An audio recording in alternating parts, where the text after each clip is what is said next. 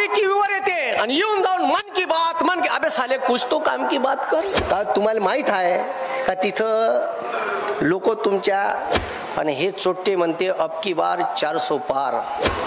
ज्या माय माऊलीच्या उदरात या स्वराज्याचा सूर्य जन्मला अशा राजमाता राष्ट्रमाता जिजाऊ स्वराज्याचे संस्थापक छत्रपती शिवाजी महाराज निर्माण केलेलं स्वराज्य ज्या माणसांनी टिकून ठेवलं असे स्वराज्याचे संरक्षक छत्रपती संभाजी महाराज, ज्या माऊलीनं या भारतातील स्त्रियांना शिक्षणाचा अधिकार दिला अशा क्रांतीज्योती ज्ञानज्योती सावित्रीबाई फुले, आणि नवरा कसा असावा याचं मूर्तिमंत उदाहरण म्हणजे तिच्या मागे विठ्ठलासारखा उभा असणारा ज्योतिबा,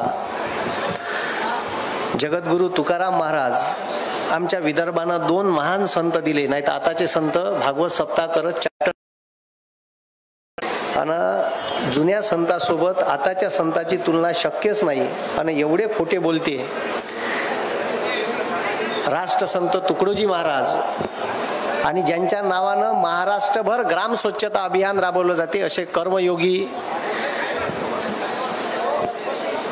गाडगे महाराज. खालतं बसून घ्या, खालतं बसून घ्या. तुमच्या मतदारसंघाचे लाडके आमदार प्राजक्तदादा तनपुरे, महाविकास आघाडी आणि इंडिया अलायन्स तर्फे अधिकृत उमेदवार असलेले निलेशदादा लंके, उपस्थित या विचार मंचावर असणारे सर्व महाविकास आघाडीचे पदाधिकारी, जिल्हा परिषद पंचायत समिती आजूबाजूच्या गावातील सर्व ग्रामपंचायत सदस्य आणि इथं उपस्थित असणारे सर्व नागरिक, यायले मी प्रथम वंदन करतो. मला बऱ्याचशा लोकांनी व्हिडिओवर पाहिलं असन, मी इथून पश्चिम महाराष्ट्राचा दौरा करत जात असताना नगरले माझी सभा झाली आणि ते सभा एवढी गाजली, एवढी व्हायरल झाली, तुम्ही कदाचित पाहिली असन, काही लोकांना पाहिली नसेल. संभाजी ब्रिगेडचा कार्यक्रम होता आणि तो प्रचंड तुफान व्हायरल झाला. आता तिकडूनच आलो मी, काल बारामतीहून आलो. विषय असा आहे का तुमच्या इथं एक मोठा माणूस ज्याच्या घरात मागच्या 50 वर्षापासून खासदारकी आहे आणि त्यानं का निवाड पाडली आहे तर हे तुम्हाला चांगल्या तऱ्हेनं माहीत आहे. 84 वर्षाचा एक योद्धा. मी आता 700 किलोमीटर माझ्या गावापासून तुमच्या गावात भाषण द्यासाठी आलो. काहून आलो तर विषय दाढीवाल्याचा आहे. हे जे बदमाश दाढीवालं वरत बसलाय साल, ज्यानं बंदा देश इकाले काढला आणि देश फक्त तुमच्या किडनॅच ठेवल्या आहे आता इकाच्या. आणि एवढा लुटला जी एवढा लुटला कारण आपण एका अनपड गवार माणसाले पंतप्रधानाच्या खुर्चीवर बसवलं आणि एवढ्या फुकणाऱ्या ताणते ह्या, एवढ्या फुकणाऱ्या ताणते का याच्या एवढ्या फुकणाऱ्या आजपर्यंत कोणीही भारतात ताणल्या नाही. आणि तुम्ही पहा सध्या या देशावर इतकी वाईट अवस्था यानं आणली आहे का यानं जे आपल्याला 2014 सांगितलं होतं, बहुत हो गई महंगाई की मार अब की बार मोदी सरकार. आता बोमल ना साल्या म्हणा, बहुत हो गई महंगाई की मार अब की बार हद्द पार. कुठं गेला याचा हद्द, म्हणजे यानं जे याच्यासोबत एक बाई होती ते साजवी कवी बहुतीवाली, तुम्हाला माहित आहे का? ते अशी कांदे वांग्याच्या अशा माया गळ्यात टाके आणि सिलेंडर घेऊन संसदेच्या समोर आंदोलन करेत. तिले 430चं सिलेंडर महाग वाटत होतं. आता सिलेंडर 1130 वर गेली तर पठ्ठी चिपटक नाही करून राहिली.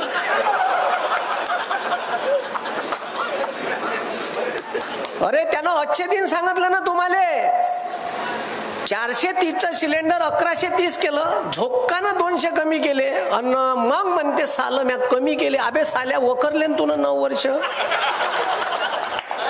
बरं तुम्ही शेतकरी आहे, कास्तकार आहे, तुमची बी शेकवली चांगली गरम फडक्यानं, शेकवली का नाही शेकवली? आता कुठं कुठं शिकवली? साधे साधे प्रश्न आहे, खूप मोठे प्रश्न नाही. मी कास्तकार पगार आहे. मायापाशी अजून बी 2013-14चे बिल आहे, मागच्या वर्षीचे खताचे बिल आहे. DAPची बॅग 538 रुपयाची होती का नाही? ह्या चोट्ट्यानं 1350 रुपयाची केली. ह्या दाढीवाल्यानं केली का नाही केली? युरियाची बॅग 150 रुपयाची होती, 350ची बॅग केली. माझ्या बापानं वाढवले का तुमच्या बापानं रेट वाढवले? अरे कोणा रेट वाढवले? दाढीवाल्यानं.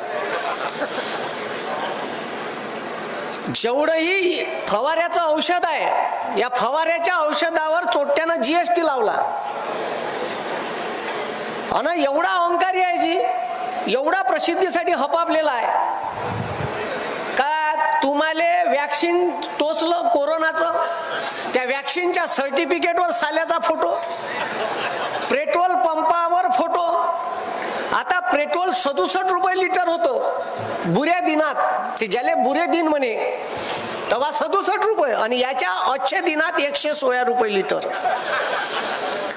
म्हणजे जेव्हा 2014 सत्ता होती 67 रुपये पेट्रोल, 116 केलं. इलेक्शनचं वर्ष आहे तर झोक्कानं साल्यानं 8 कमी केले. डिझेलचे रेट, आता डिझेल कायले लागते? तुम्ही हार्वेस्टर सांगता सोयाबीन काढाले, अन्नधान्य काढाले, त्याला डिझेल लागते. नागरटीचा ट्रॅक्टर आहे त्याला डिझेल लागते. तुम्ही नागर सांगाले 3000 रुपये रेट आहे एकराचा नागरटीचा. 2014 हा रेट 1500 रुपये होता. विचारा त्या ट्रॅक्टरवाल्याने रेट काऊन तुला डबल केले? तो एकच सांगते, डिझेल वाढलं. का वाढलं? कोण वाढवलं? माझ्या बापानं. अबे वाढवलं कोण? आणि त्याच्यात तो फोटो लावून राहिला. अरे कुठं कुठं एवढे फोटो काजी? बरं तुम्ही मेल्यावर तुम्हाला पेटवते त्या डेथ सर्टिफिकेट वर बी फोटो लावले का नाही? DAPच्या बॅगवर फोटो लावला, त्याचा वाईट परिणाम असा आहे का आचारसंहितेचं उल्लंघन होते, म्हणून DAPची बॅग शेतकऱ्याला आता भेटून नाही राहिली, खताच्या बॅगा भेटून नाही राहिल्या. काऊन? तर त्या साल्यानं तिथं बी फोटो लावला. एक फोटो इथं लाव, हे काय ठेवतं आमचं इथं चिपकून. हे डुंगण काय इथं ते आमचे एक एक लाव.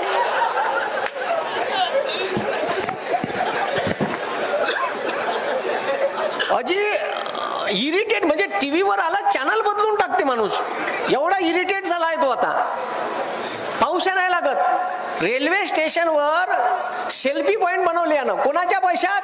आपल्याकडून जो टॅक्सचा पैसा कलेक्ट करते ना त्या पैशात. माहिती अधिकारांतर्गत माहिती मागितली, 6.25 लाख रुपये एका सेल्फी पॉइंटचा खर्च आहे. त्याच्या खिशातून गेले का? हे तर फकीर आहे सालं. ते स्वतः भाषणात म्हणते मैं फकीर हूं, झोला लेके चल देऊ. साले आमच्या गळ्यात टाक एक झोला, आम्हाला फकीर कर. त्याच्यासाठी बनवलं तुले पंतप्रधान?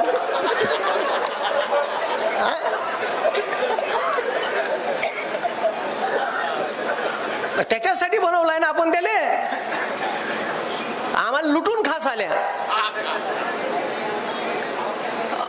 अजी म्हणजे अक्षरशः म्हणजे त्याला DAPच्या बॅगवर जो फोटो टाकला, तर शेवटी दुकानदाराला सांगितलं इलेक्शन कमिशनच्या अधिकाऱ्यानं का याच्यावर पेंट मारा मग का, कारण त्याचा फोटो आहे, आचारसंहितेचं उल्लंघन होते.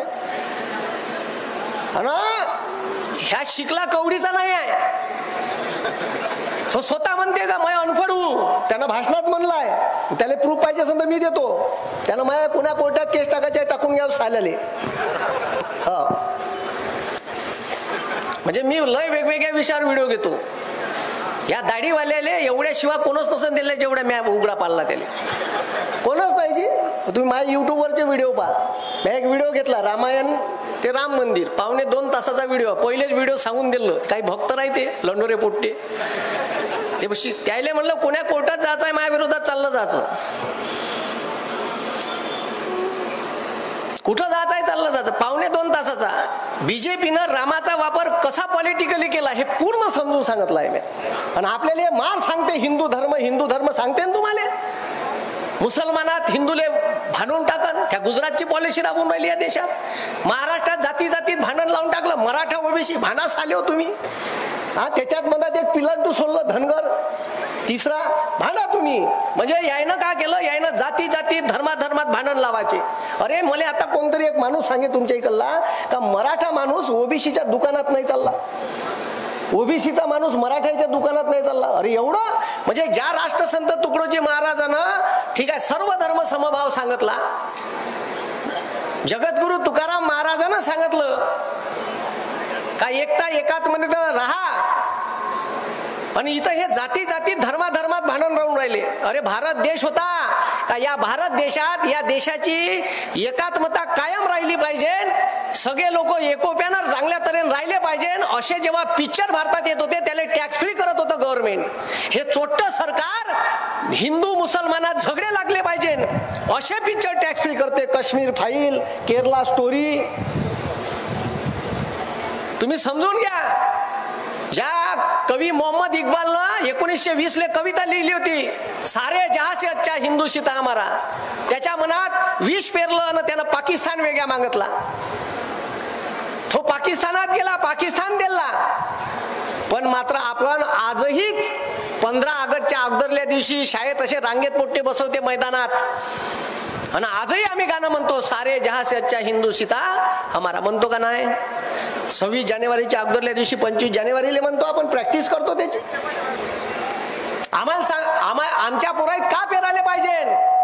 तर आमच्या पुराईत ना हिंदू बनेगा ना तू मुसलमान बनेगा, इंसान की औलाद है तू इंसान बनेगा, हे पेरायला पाहिजे. तर त्या पोट्यात जहर, त्या व्हॉट्सअप युनिव्हर्सिटीतून मेसेज, म्हणजे यायनं देशात केलं का?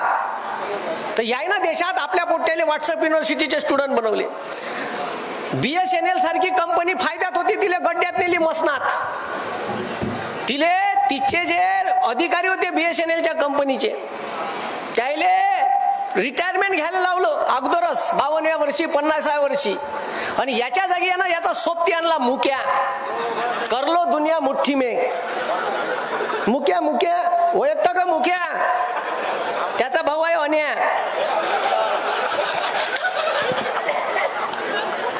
त्या मुक्याले म्हणजे जिओले मोठं करायचं होतं, म्हणून BSNLचं ढोबर बंद केलं आणि जिओ आणली.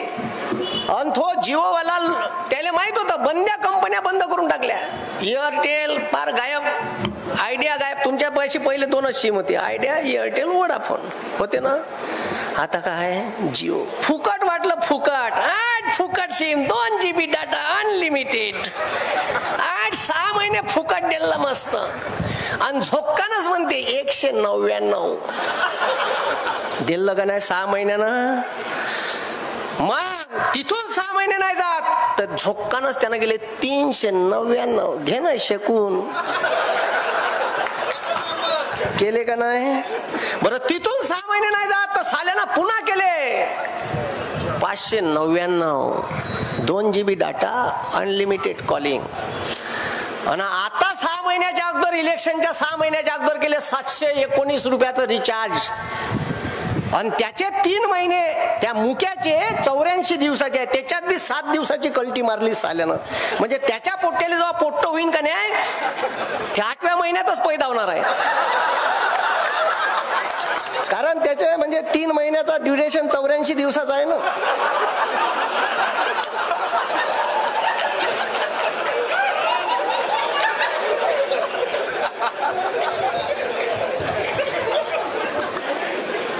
म्हणजे तुम्हाला कुठं लुटणं चालू आहे हे तुम्हाला अजून बी समजून नाही राहिलं. झोक्कानं काढले पैसे, तुम्हाला पता बी नाही चालला. अरे या देशात 20 रुपये लिटर पाणी आहे, बिस्लरी विकत घेऊन पितो आपण. या शेतकऱ्याचं 34 रुपये लिटरचं दूध होतं, साल्यानं 22 रुपयावर आणून ठेवलं. तुमच्या या राहुरी, अहमदनगर, पश्चिम महाराष्ट्रात, आमच्या इकडे तरी कमी आहे दुधाचं उत्पादन, तुमच्या इकडे प्रचंड आहे. पहिले दुष्काळी परिस्थिती, शेतकऱ्याला चारा विकत घेऊन ढोराला टाका लागून राहिला, जनावराला टाकून राहिला. आणि साल्यानं दूध कितीवर आणलं? 10 रुपये कमी केले. अरे महागाई वाढून राहिली ना, तू बमाड वखरून राहिला ना आमच्या उरावर टॅक्स. आम्ही कुठून भरायचे पैसे? तू दुधाचे भाव कमी, अन्नधान्याचे भाव कमी. हे इतकं बदमाश आहे. ह्या पंतप्रधान गुजरातचा वय का देशाचा वय असा माझा सवाल आहे या देशातल्या पंतप्रधानाले. का झाल्या तू गुजरातचा पंतप्रधान वय? का तू भारताचा होय? आता यानं 3 दिवसाच्या अगोदर 4 दिवसाच्या अगोदर 2000 मेट्रिक टन पांढरा कांदा गुजरातचा, फक्त गुजरातचा पांढरा कांदा निर्यात करायला परवानगी दिली. काऊन? महाराष्ट्रातला कास्तकार नाही होय, शेतकरी नाही होय, त्याचा कांदा नाही होय, तो मेला पाहिजे आणि तुया गुजरातचा शेतकरी जगला पाहिजे. म्हणजे इथून भेदभाव. भारतीय राज्यघटनेतलं कलम 14 सांगते कायद्यातील समानता, आणि भारतीय राज्यघटनेतलं कलम 15 सांगते का या भारतातील कोणत्याही व्यक्तीमध्ये जात, धर्म, पंथ, लिंग, वंश, जन्मस्थान याच्यावरून भेदभाव करता नाही. ह्या तर डायरेक्ट भेदभाव करून राहिला. मग तुम्ही हे समजून घ्या मी का म्हणून राहिलो. म्हणजे यानं कुठं कुठं लुटलं तुम्हाला. हे मी आता नाही सांगून राहिलो तुम्हाला. हे तर आता इथं मी आलो भाषणाले. मी 4 वर्ष झाले. मी 2014 मोदीले मत दिलं होतं. वाटलं साला काहीतरी चांगलं करल. त्याले मी 2016 ओळखला. त्यानं जेव्हा नोटबंदी केली म्हणलं हे बयाड आहे. अजित काका नाही, अजित तुम्हाला हिंदू धर्म सांगते ना मारतो छाती ठोकून. तर हिंदू धर्म म्हणते का माय मेल्यावर टकलं करायला पाहिजे. केलं का त्यानं? अरे त्यानं टकलं केलं का? सांगा सांगा सांगा, केलं का? मग तुमची माय मेल्यावर तुम्ही टकलं करायचं. त्यानं ज्ञान पाजायचं हिंदूचं, आणि स्वतः त्यानं टकलं नाही केलं चोट्यानं. हिंदू धर्म सांगते का घराचं वास्तू करायचं आहे तर नवरा बायको पूजेत बसा. भागवत सप्ताह असन, पारायण असन तर नवरा बायको यजमान बसवते का नाही? अबे बसवते का नाही? मोहल्ल्यातले रिकामटवे जे नवरा बायको राहते त्याला बसून देते तिथं.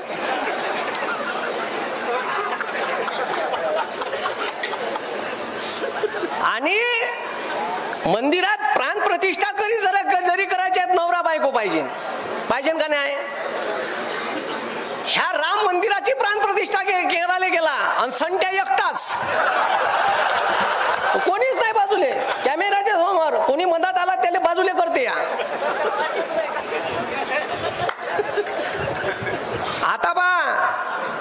आता त्याच्यानंतरची गोष्ट सांगतो तुम्हाला. 22 तारखेला राम मंदिराचं उद्घाटन दाखवलं आणि 20 तारखेला या सेंट्रल गव्हर्नमेंटनं एज्युकेशन मिनिस्ट्रीने एक GR बाहेर काढला. का GR आहे माहित आहे का? तो GR असा आहे का या भारतात 10वी पर्यंतच्या शिक्षणाच्या ट्युशन टोटली बंद, प्रायव्हेट कोचिंग क्लासेस बंद. म्हणजे इकडे जिल्हा परिषदच्या शाळा बरोबर नाही, तिथं पोट्ट तुमचं ढोबर पोट्ट शिकणार नाही आणि वरून क्लासेसही करायन. अबे तुले बंद करायचे आहेत पहिले ह्या चांगल्या कर ना, मग बंद कर. म्हणजे तुमचे पोट्टे गल्ल्यानं लंग हिंडले पाहिजे, बर्बाद झाले पाहिजे, शिकले नाही पाहिजे असा प्लॅन त्या नागपूरच्या मुख्यालयातून चालते हाफ चड्डीवाल्याच्या. आणि हे तुम्हाला राष्ट्रभक्ती सांगते ना मार का आम्ही राष्ट्रभक्त आहे, अमकाय ढमकाय. काय भेंड नाही. साले एक नाव दाखवा मला तुमचं देशाच्या स्वातंत्र्य चळवळीत. दाखवा.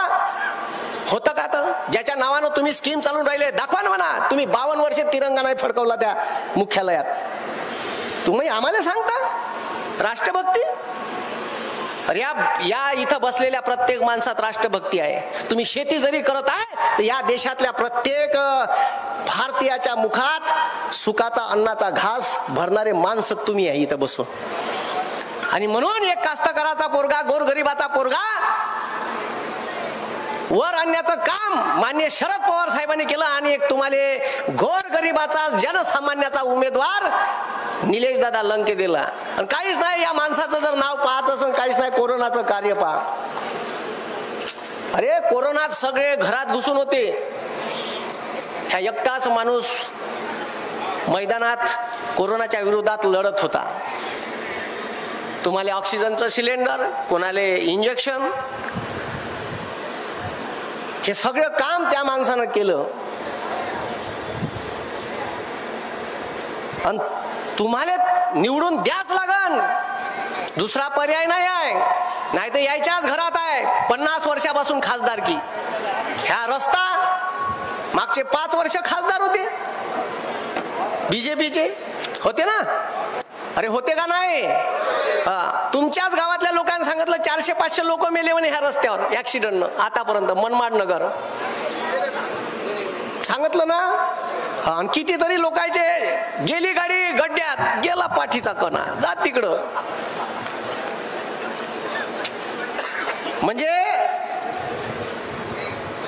आणि काही बी झालं का या येऊन जाऊन गुजरात साला इथं 1,76,000 करोड रुपयाचा सेमी कंडक्टरचा प्लांट आला. वेदांता फॉक्सकॉन नावाची कंपनी आहे. 1,76,000 1,50,000 महाराष्ट्रातल्या पोरायला रोजगार भेटले असते. त्या कंपनीची इच्छा नव्हती गुजरातमध्ये टाकायची, तरी यांना दबाव आणून तिथं नेला. कुठं? गुजरात. टाटा एअरबसचा प्रोजेक्ट नेला महाराष्ट्राचा, तिथं महानंदा डेअरी नेली. अबे तुझ्याकडून गुजरात नाही होत डेव्हलप करणं तर आम्हाला सांग ना, का माझी अवकात नाही, आम्हाला गुजरात डेव्हलप करून देतो. लायकी नाही सांग ना, बरोबर नाही का? म्हणजे याची नथनी घ्यायची, एखादीची नथनी घ्यायची, दुसरीचे कानातले घ्यायचे, तिसरीचं डोरलं घ्यायचं, चौथीचं लिपस्टिक घ्यायचं आणि गुजरात साजरा करायचा. दाबादुबीचे धंदे आहे का? अरे आम्ही तुम्हाला गुजरात दिला 1960 तर गांधीनगर उभं करायला पैसे दिले. जमत नसन तसं सांग, आम्ही देतो डेव्हलप करून. सोय नाही सांग आम्हाला. महाराष्ट्र अग्रेसर आहे, अग्रेसर राहील. आणि तुला असं किती कारखाने दाबून नेले.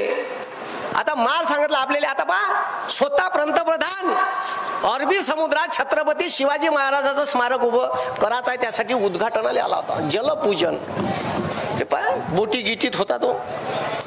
6 वर्षाच्या अगोदर केलं. किती वर्षाच्या अगोदर? अजून काहीच नाही झालं, त्याचं पैसे नाही आले आणि काहीच नाही आले. आणि एवढा नौटंकी बाज आहे जी, जिवंतपणी स्टेडियमला स्वतःचं नाव दिलं, वल्लभभाई पटेल. म्हणजे पहा इकडं, म्हणजे पहा या किती ढोंगी आहे. जगातला सगळ्यात मोठा वल्लभभाई पटेलचा पुतळा उभारला आणि इकडं वल्लभभाई पटेलच्या स्टेडियमचं नाव बदलवलं आणि स्वतःचं नाव दिलं. बरं, पनोती एवढा आहे साला, तिथे इस्रोत गेला.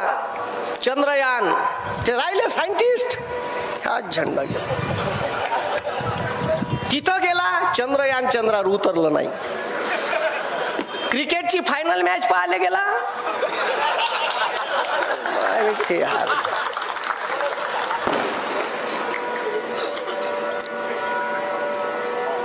आणि कवा भी टीव्हीवर येते आणि येऊन जाऊन मन की बात, अबे साले कुछ तो काम की बात कर. अरे आमच्या जिवाळ्याचे काही मुद्दे बोल. अरे या देशात तुला केलं काय हे सांग ना. मग काहीच सांगायला सोय नाही आहे. आता का लोकायले का सांगायचं आम्ही? अरे कलम 370 हटवलं, चांगली गोष्ट आहे, मान्य करतो मी. पण तुम्ही ज्या काश्मीर मधून कलम 370 हटवलं, तिथं श्रीनगर, पुलवामा, बारामुल्ला या डिस्ट्रिक्ट मध्ये तुम्ही जागा कोण नाही उभ्या केल्या? तुम्ही नॅशनल पार्टी आहे ना, तुम्ही 543 जागा उभ्या करायला पाहिजे, काऊन नाही केल्या? का तुम्हाला माहित आहे का तिथं लोक तुमच्या काऊन नाही आहे, काऊन उभे नाही केलं तुम्ही? माझा प्रश्न आहे या का तुम्ही कलम 370 जम्मू काश्मीरचं हटवलं, त्या 3 जिल्ह्यात तुम्ही जागा उभ्या काऊन नाही केल्या?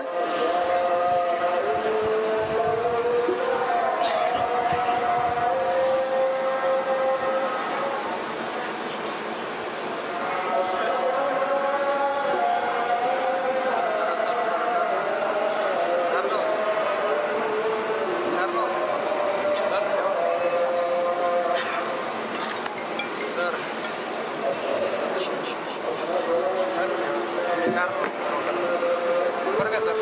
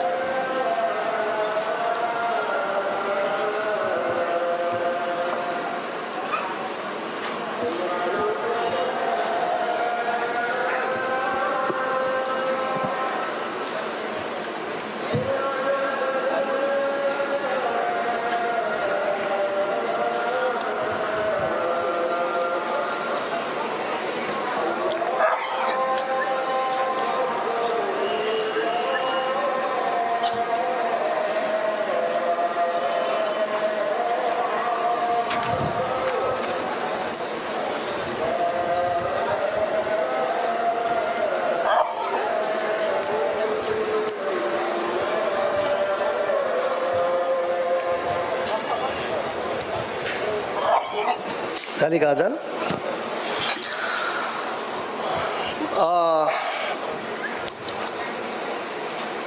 भारतीय राज्यघटना सांगते का जेवढा आपला धर्म आपल्यासाठी चांगला असतो, जेवढा आपल्या धर्माचा अभिमान आपण ठेवायला पाहिजे, तेवढाच आदर दुसऱ्याही धर्माचा आपल्या मनात असला पाहिजे.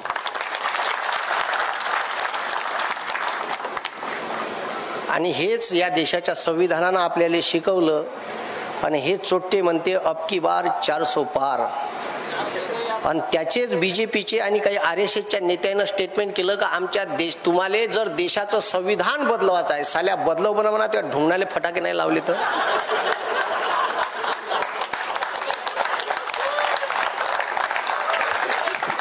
संविधान बदलवायच्या गोष्टी करते हे.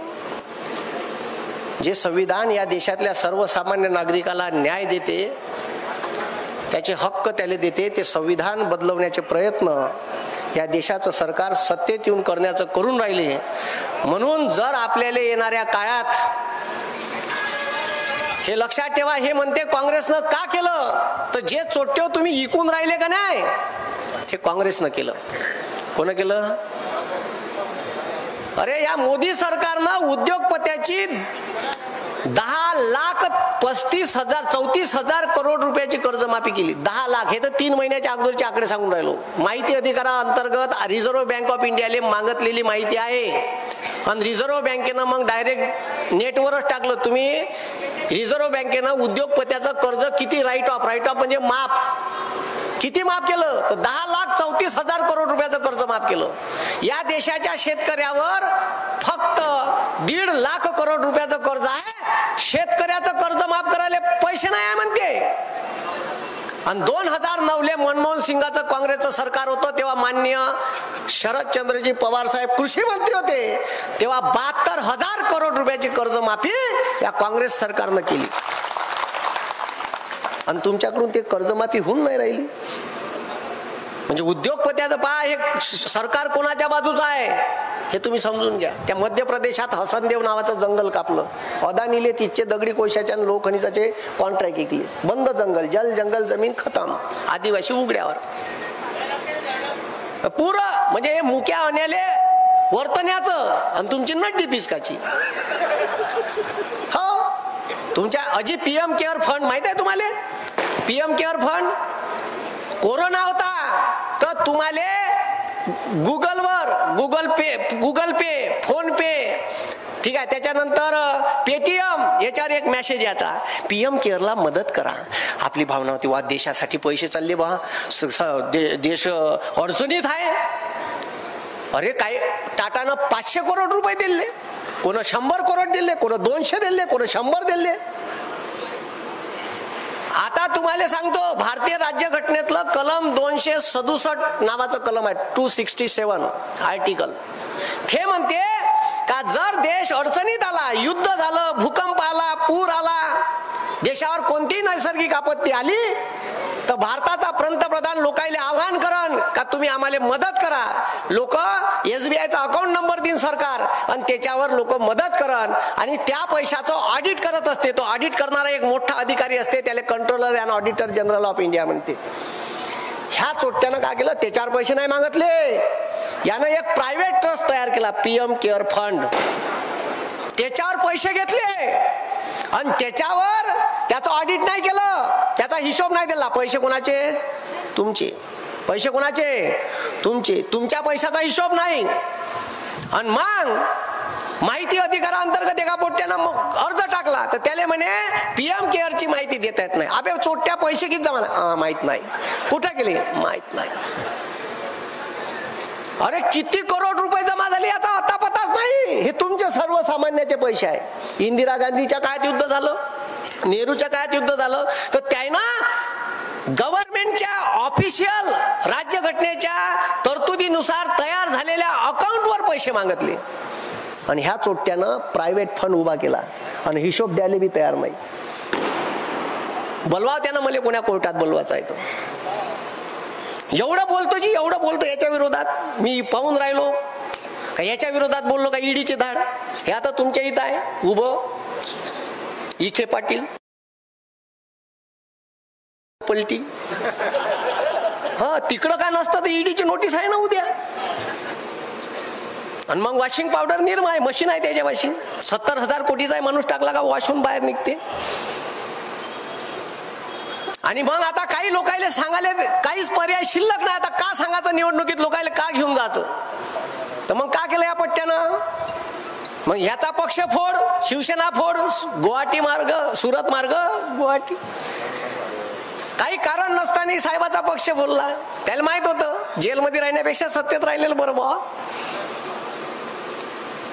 पण हे लक्षात ठेव जा का येणाऱ्या 13 तारखेला एवढं निलेश लंके साहेबाले मतदान करा का 4 जूनला जेव्हा रिझल्ट लागन तर 7 वाजता जेव्हा काउंटिंग सुरू होईल ना तर ते घड्याळ 10 वाजून 10 मिनिटांनी बंद पडलं पाहिजे.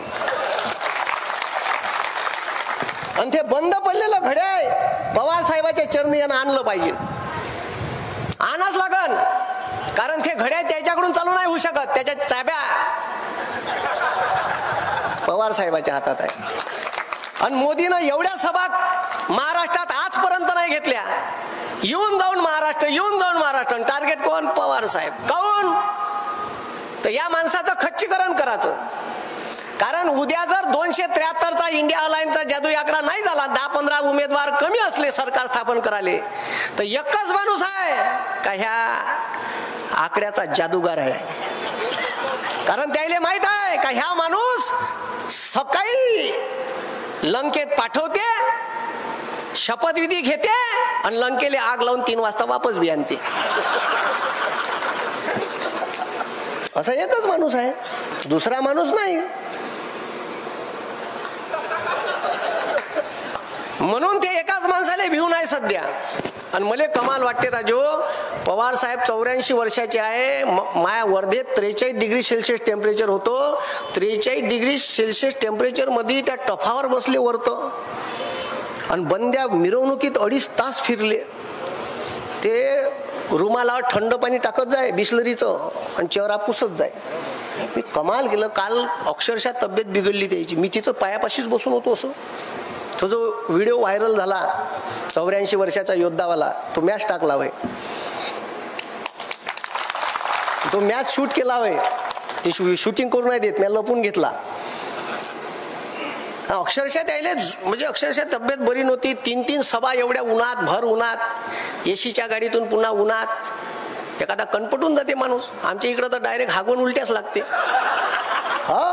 विदर्भात कमी टेम्परेचर राहते. म्हणून तुमच्या इकडं आता मी पाहून राहिलो. मला काही ठिकाणी केशरच्या आंब्याच्या बागा दिसल्या, काही ठिकाणी डाळिंबाच्या दिसल्या, काही ठिकाणी केळीच्या दिसल्या.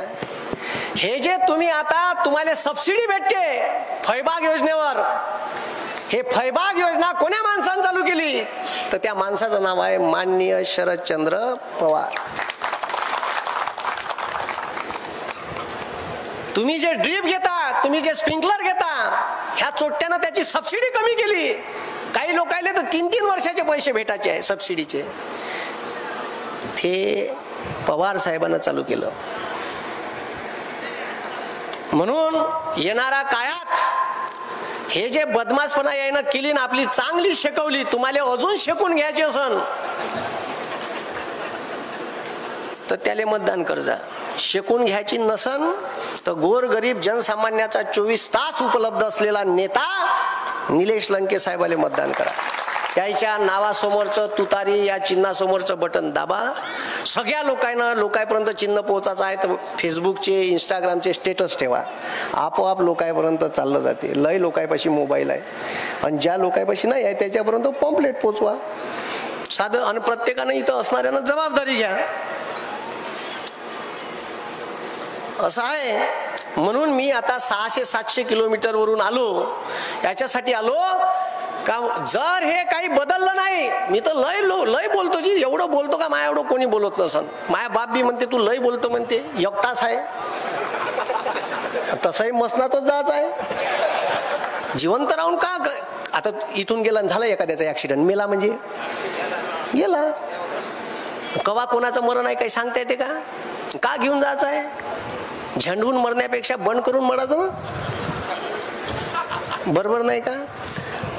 आणि भविष्यात या देशाचं संविधान धोक्यात आहे, या देशाचे बेरोजगार पोट्टे धोक्यात आहे, यानं अग्निवीर नावाची एक स्कीम आणली चोट्ट्यानं.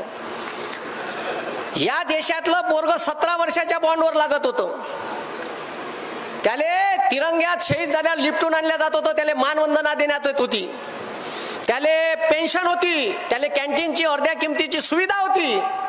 यानं अग्निवीर नावाची योजना आणली. गोरगरीब शेतकरी, कष्टकरी, कामगार, रिक्षेवाल्याचं पोरग लायब्ररीत दिवसभर अभ्यास करते, सकाळी 4:30 वाजता या रोडनं असा धावत जाते आर्मीची तयारी करासाठी.